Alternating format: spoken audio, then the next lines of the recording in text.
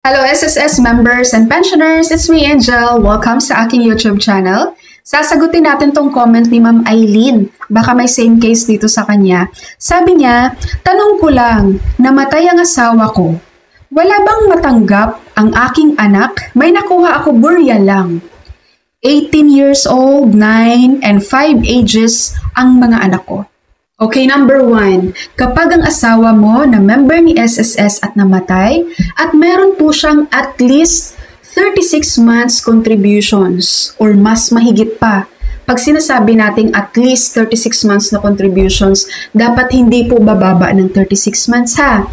So kapag yung asawa mo ay meron siyang 36 months or mas mahigit pa na contributions with SSS, ikaw, buhay na asawa, ikaw legal spouse, ay magma-monthly pension. Yan po ang death claim na makukuha mo sa SSS maliban sa funeral. Matatawag ka pong survivor spouse pensioner. At ang inyong mga anak na below 21 years old, sabi mo meron kayong anak na 5 years old, 9 years old, at 18 years old, pasok po sila sa pagiging dependents pension.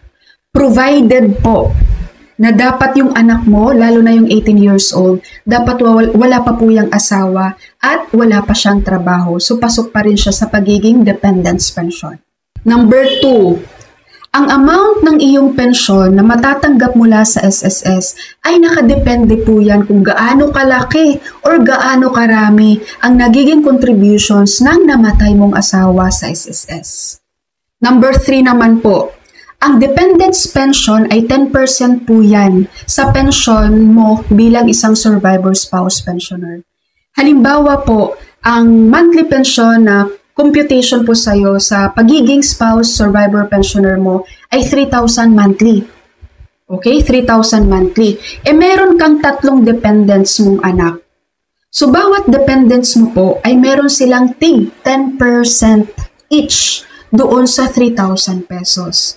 So, ang 10% ng 3,000 pesos ay 300. So, 3 yung anak mo. So, yung anak mong isa, 300, 300, 300. So, silang 3 bilang dependents ay may total na 900 pesos. So, ibig pong sabihin, ang monthly pension na matatanggap mo mula sa SSS ay 3,900 pesos. Kasama na dito ang yung sa dependents nyo sa 3 anak. Okay? Number 4. Tandaan niyo po, itong dependents pension, hindi po ito lifetime. Maliban na lang po kung yung dependents nyo ay PWD.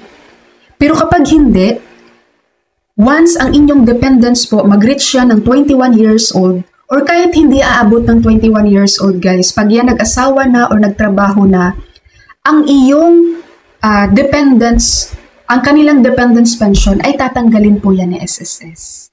For example, itong 18 years old mo, magkaroon na yan ng trabaho, no? So, tatanggalin na yan ni SSS sa pagiging dependents pension. Mababawasan ka ng 300 pesos. Number 5. Ito ma'am, kapag sasabihin nyo, ma'am, hindi po nakaabot ng 36 months contributions yung asawa ko sa SSS. Pag ganun po, maliban sa funeral claim, ang makukuha nyo pong death claim ay lump sum lang, hindi pension. Ito number 6 last, pero pinaka-importante din to sa lahat ma'am kasi sabi nyo funeral claim lang yung nakukuha nyo sa SSS ha. Make sure po na nakapag-file din kayo ng death claim. Kasi baka mamaya funeral lang yung final nyo, kaya funeral lang din yung nakuha nyo. Okay? Pag mag-file po kayo sa SSS, separate po ang pag-file ng funeral claim at pag-file ng death claim. So ngayon, kung napanood nyo itong video na to ma'am at tama ako na hindi kayo nakapag-file ng death claim, mag-file po kayo ng death claim sa SSS. Okay? Ma'am Eileen, sana po ay naipaliwanag ko po sa inyo ng maayos. And doon po sa may mga same case kay ma'am, sana ay naliwanagan din po kayo guys. That's all from my video for today. Thank you so much for watching everyone. God bless you all.